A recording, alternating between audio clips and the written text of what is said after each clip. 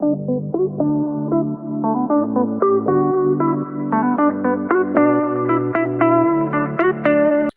is up, everyone? Welcome to another episode of Backup Fantasy Sports. It is Thursday, August 31st. My name is Ewan, and on today's episode, we're going to be getting into some Fantasy Premier League with a Game Week 4 preview. Game Week 3 was a little interesting. Haaland missed a penalty. A lot of people transferred out some Man United assets that were high scoring, to say the least. Lots of interesting results. 10-man Liverpool beat Newcastle at St. James's Park. So that was a good result for the Reds last weekend. But we are going to get right into a Game Week 4 preview here. Just a quick review of my Game Week 3 team here. 58 points. Haaland was captain. Got returns from 7 of my 11 guys. My transfers last week, I had 2 frees. I did Salah to Bruno, and I did Cameron Archer to Nico Jackson. I've got 1.5 in the bank now. I'm on another green arrow at 203,000 in the world. After I did the Archer to Jackson move, I got a little excited about the Enciso news where he was injured. I mean, unfortunately for Enciso, he's injured, but I thought João Pedro would get more minutes. That was not to be the case. Roberto De Zerbi came out and said that Evan Ferguson was going to be in the starting 11. That didn't necessarily mean that João Pedro wasn't going to get the minutes, but that was to be the case. So João Pedro definitely on the chopping block for me this week. My risky move there was Salah to Bruno. A lot of people transferring Bruno out, but it came through for me.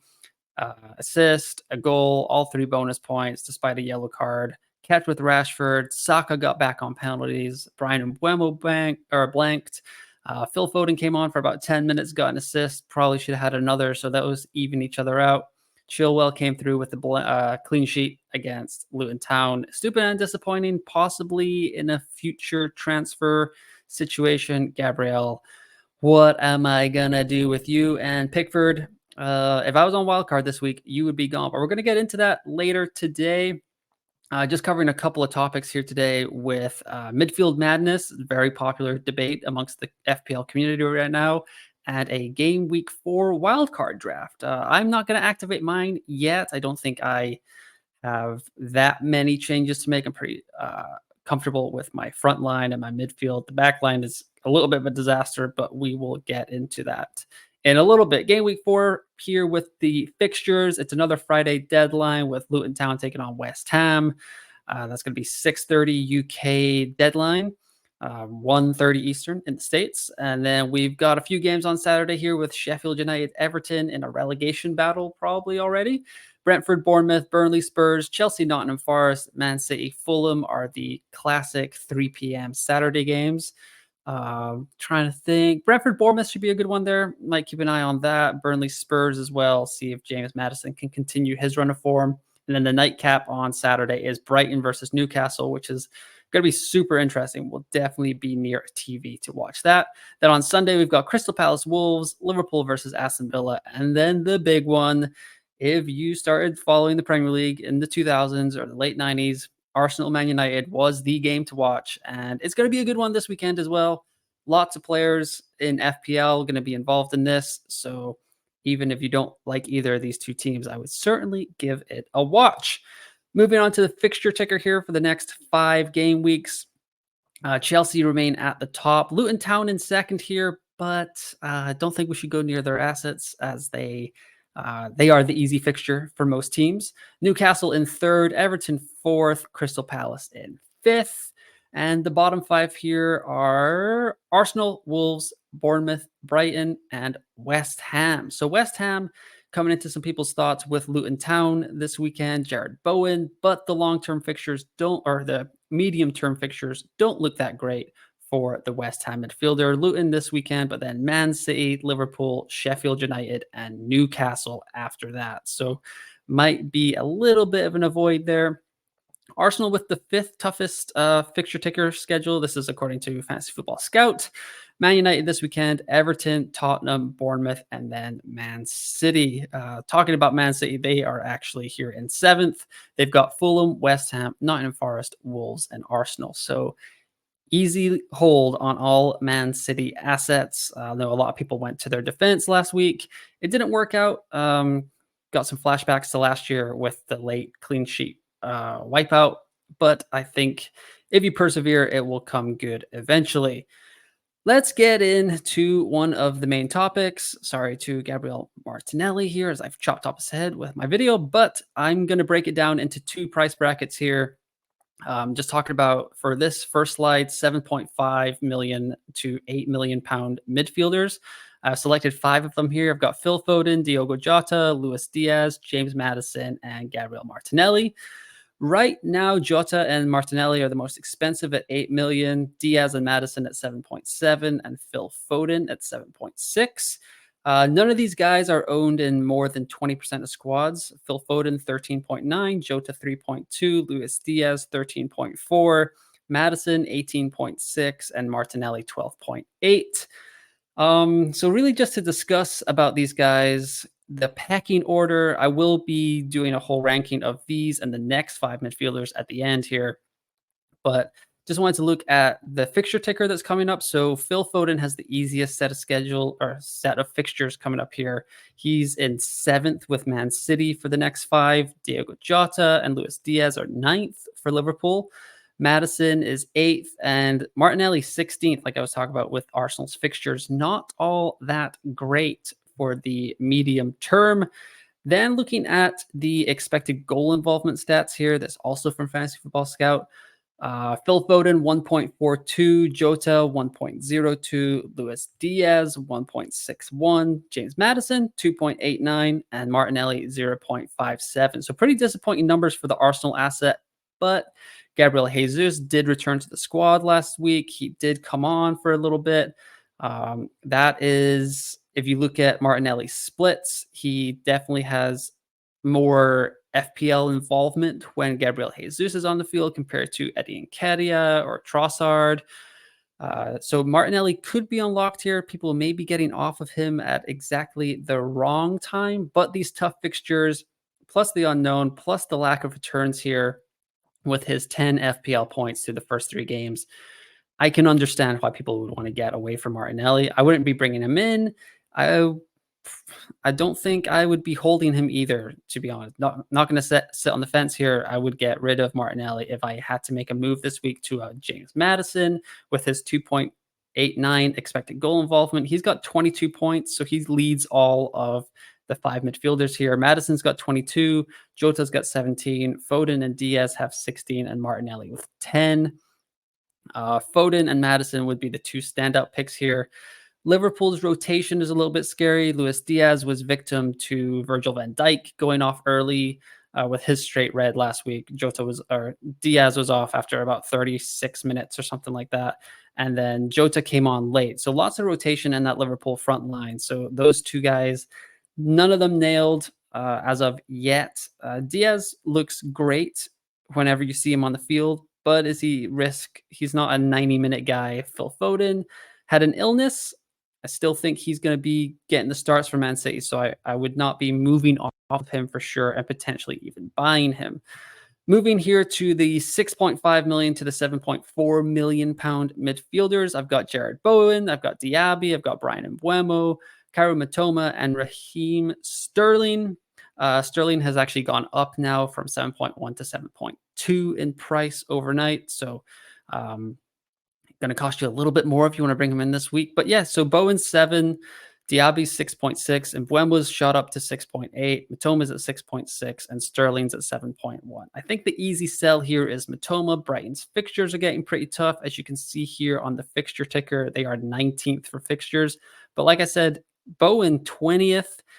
People thinking about taking a 1 week punt on him. If you are committed to a game week 5 wildcard, don't hate it. Got Luton scoring a lot of points. They're giving up a lot of FPL points to their opposition. So if you're committing hard to that game week 5 wild card, certainly don't mind going with Jared Bowen this week. But for the long term, I would not be picking him this week. He does have 2.20 expected goal involvement and 23 FPL points, but just not for me right now. West Ham have looked pretty good. That game against Brighton was good. The game against Chelsea was good. Just with those fixtures and how many options we have in the midfield right now, not my cup of tea. Diaby's looked electric. He's got tough fixtures again. He's in 9.2% of squads right now, 1.16 expected goal involvement, and he has 22 FPL points. Certainly an option down the line once Villa's fixtures get a little bit easier. They do have some tough ones coming up. Brian Mbuemo, he's on penalties. But for some reason, I'm not really feeling Mbuemo. He's in my team. The sensible thing would be to hold him. I'm not sure I'm going to do the sensible thing. I've got this thing going on in my head right now where, okay, Gabriel's a fire I need to put out. Estupinan's going to be a problem soon. But the defender transfer is just such a lacking upside move that if I'm not feeling one of my midfielders and I want to bring in a Sterling, a Foden, a Madison, I feel like those guys are going to get me instant returns, high upside returns, possible double-digit hauls. Whereas if I bring in a midfield or a defender for Gabriel or a Stupinan, I'm looking at 2, 3, if I'm lucky, 6 points with that. So just to be determined on what my transfer is so far this week. I'm going to get into that a little bit later as well. Matoma is a sell, and Buen was a hold. Diaby, I think, is a hold. I don't think he's a buy right now. Bowen is not a buy, but Sterling here, Chelsea with the easiest fixtures, 7.2 million. He's in 11.9% of teams, 1.46 expected goal involvement, and 23 FPL points.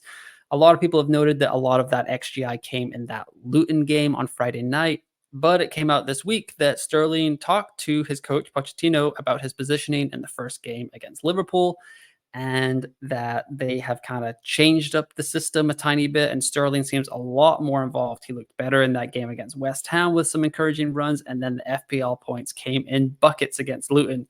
So Sterling, certainly the guy on my watch list. So out of those 10 midfielders, I just want to rank them here. My first, second, and third options.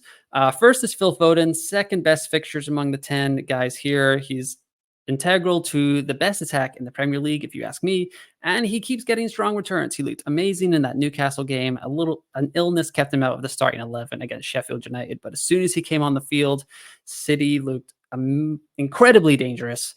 They were kind of struggling to break down Sheffield United a little bit before Foden came on, and he kind of just changed the game again. Would expect him back in starting lineup this weekend. Second is Sterling. He's got the best short-term fixtures. There's no Europe. He saves 0.5, 0.4 on the alternatives above him. And is he going to be on penalties? That's to be determined. Enzo missed his penalty earlier against West Ham. Sterling could be next up. He says he wants to score goals. I feel like as the leader or the veteran on that team, he gets the next shot. So that would be interesting to learn if Sterling gets on penalties. And third here is James Madison. Ticks along well. He's a good long-term pick until about game week 8, 9. He's on set pieces, and he already seems like the talisman to Tottenham. So he has been on my watch list since game week 1. I've had Foden in since game week 1. So Sterling versus Madison here. I'm saying Sterling because Chelsea have good fixtures. And the reason I'm doing that also is because of this possible rotation that you can do. If you go with Raheem Sterling this week, you can then move on to James Madison in game week 9. So Sterling for the next 5 game weeks, he has Nottingham Forest at home, Bournemouth on the road, Aston Villa at home, Fulham on the road, and Burnley on the road. That is a lot of good matchups for Chelsea, for a aging player that only playing once a week, should stay fit. And then you can flip him over to James Madison. I would expect Sterling to rise in price through that entire run as well. And then Madison from game week 9, he has Tottenham, or he plays for Tottenham. So he has Fulham at home, Crystal Palace on the road, which is a tougher fixture than the 2 on the FPL FDR page. But then they play Chelsea at home, Wolves on the road, and Aston Villa at home as well. Tottenham seem like scoring a ton of goals this season. James Madison, very important to that side. So this is something that I'm possibly looking at with my game week 4 transfer, bringing in Sterling, just keeping him for the long term. And then moving on to Madison, if I use a wild card, even if I just want to keep the wild card for later in the year, if things are going okay, just moving on to Madison in game week 9. In game week 14, Tottenham do have Man City, so you'll probably want to get off of him by then. Let's get wild. A lot of people talking about the game week 4 wild card already. This is this graphic on the left here is from Fantasypedia. Fantastic follow on Twitter. Definitely give them the click on X or whatever you want to call it these days. He has a fixture swing graphic here, so he has nominated 8 teams, highlighted 8 teams with 4 good teams with fixture swings, 4 bad teams with fixture swings. The teams to target, he has a thread on this, or they have a thread on this, would certainly go there to get more in-depth detail there. But the teams to target from their Twitter thread: Man City, Chelsea, Spurs, and Newcastle. And the teams to avoid are Arsenal, Brighton, West Ham, and Aston Villa. Talked about that a little bit with the fixture ticker, but this just makes it more clear. So that's on at Fantasypedia. Definitely go there and give that thread a follow. Here, I just kind of break them down with their fixture ticker stats from Fantasy Football Scout, and then their expected goals as a team from FBref.com. So Chelsea come up here first overall, first for attack, first for defense. They have a 6.1 expected goals score. That's 7th in the league right now. Man City, 7th overall, 6th for attack, 7th for defense. Their 6.5 expected goals is 5th. Newcastle, 3rd overall, 3rd for the attack, 6th for the defense. So they've got 5.6 expected goals, which is 10th. And then Spurs here, 8th overall, 4th for the attack, 10th for defense, 5.1 expected goals. That's 13th in the league. So certainly some data to crunch there. Chelsea with the best fixtures, Man City with the best underlying stats and pretty good fixtures. Newcastle there, 3rd overall, 3rd for attack. Alexander Isaac, Callum Wilson, Anthony Gordon, all on the menu. Gordon, not for me, but Isaac certainly should be in our thoughts moving forward here. And Spurs, 8th overall, but 4th for attack. So James Maddison, Heung-min Son, guys to keep an eye on moving forward. I put together a little bit of a draft. So the changes on the right here are from my current team. So for a game week 4 wildcard, I have Flecken in goal. I've got Trippier, Udogie, and Chilwell at the back.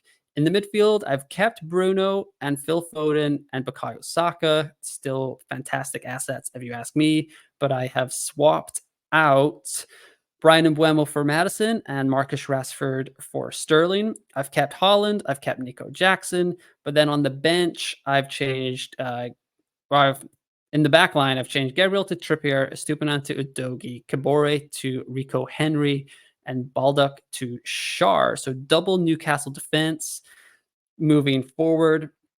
Other options for me that I was thinking of here were I could have gone Nico Jackson to Alexander Isaac and maybe gotten in Gusto, but I'm still not sure if Reece James might return sooner than we think after the international break. Chelsea should be careful with him, but you never know.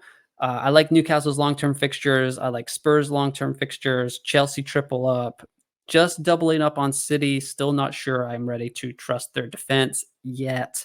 But I want to keep Man United because they have good fixtures after this Arsenal game. I want to keep Saka because he seems to at least be alternating on penalties with Martin Odegaard. Sterling, Foden, Madison, too good to pass up. Possibility here could be that's a lot of money left over in the defense here. Henry, Schär could move those guys down to both 4.0s. That would free up another 1.5 in the bank. Maybe get Archer all the way up to an Alvarez, go with a 3-4-3, but then I'd be leaving one of those stud midfielders on the bench. So no thanks for me. Matt Turner is my backup goalie in this. You could go Areola if you would like. He seems to have that job on lock in London. Game week 4 preview for my team here. This is what I currently have lined up. Just going through what the models predict. For my sites, FPL Review has me at 59.9 points for this week. Scout has me at 61.4. And Hub has me at 67.1. The lineup for right now is Pickford against Sheffield United. Gabriel still going out there for now. Estupinan, Chilwell at the back. Foden, Mbeumo, Saka, Rashford, and Bruno in the midfield. And Nico Jackson and Erling Haaland as my captain, with Matt Turner, João Pedro, Kabore, and Baldock on the bench. FPL Review gave me 4 options to kind of consider this week. Option 1, roll the transfer. Always a good call. FPL General always says it. Always look to roll your transfer if you can. Option 2 is a Stupinan to Trippier. Not a huge fan of that. Feels a little early to get on Trippier for me. Wild card long term, but I would understand it. But for now, not there yet. I would commit a lot of my budget. I got 1.5 in the bank, so I could make that move early. But do I want to play Newcastle this week? Not sure, especially when they're playing each other. That just feels like a world of pain on Saturday evening. Third option here, Gabriel to Udogie. Certainly in my thoughts, really like the idea of Udogie for Spurs. Might be a little points chasing with his 12-point haul last week, as my camera is freaking out here. And then option 4, Gabriel to Ruben, getting on that Man City defense. Not super enamored with any of these options being spout out by FPL Review. Gabriel to Udogie is probably the fire I need to put out the most. That would be the sensible transfer. But like I said, is it a lot of upside? It's definitely points chasing. So it might not be for me this week to follow the model. Here on the FF Fantasy Football Hub, they just recommend going from Gabriel to Gvardiol at Man City. Predicted points look highly in favor of the Man City defender, as Gabriel does not seem to get a game for Arsenal anymore. So I should certainly sell him. I just can't tell if I need to put on my sensible hat or my aggressive hat as a manager this week. Make a midfielder change. Maybe I can wait 1 week. But then the hub also recommends just rolling my transfer. But that will do it for the Game Week 4 preview for Fantasy Premier League. No plugs at the top, but always you can follow me on Twitter at UN or You Out. That's where I post all of my written work for rotoballer.com. We've got the roundtable with me and Jamie. We've got weekly rankings, and Jamie puts out a betting article, and Brandon puts out some EPL DFS on Saturday morning. So definitely head to rotoballer.com if you would like some more written content, and you can like and subscribe to this channel. Backup Fantasy Sports. I've got Fantasy Premier League previews coming out every week. I've got F1 fantasy content coming out every race. So if you are into either of those sports, obviously you are if you're watching this, would love a subscription or just a like and a comment. Just say what you like, what you don't like. Would really appreciate any feedback. But have a great game week 4. Once again, thanks for listening, and I will talk to you next time.